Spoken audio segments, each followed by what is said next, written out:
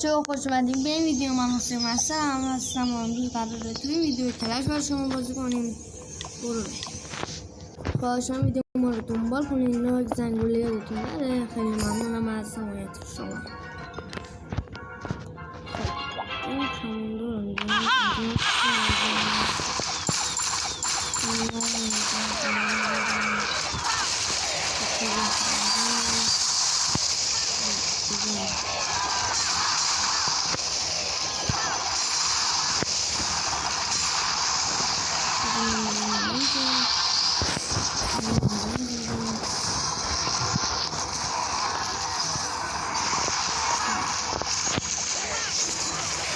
خیلی ممنونم که ویدیو ما رو دنبال می‌کنین. دمتون گرم.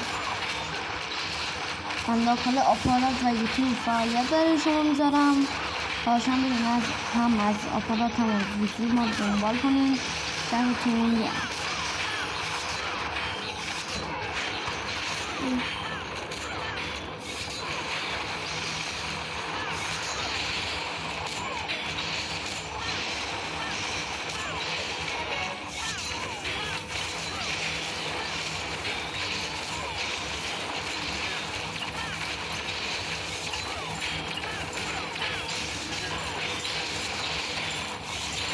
Hepiniz yaparsanız.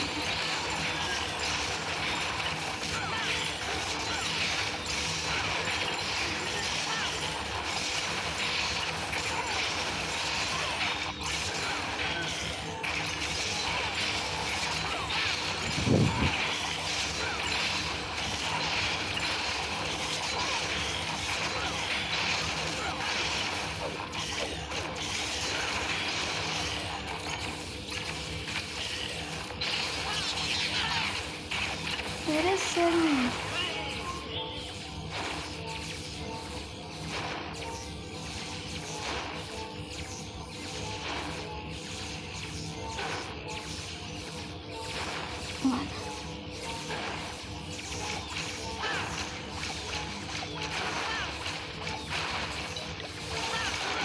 خیلی ممنونم که ویدیو ما رو دنبال میکنین. تا ویدیو بعدی خدا نگهدار.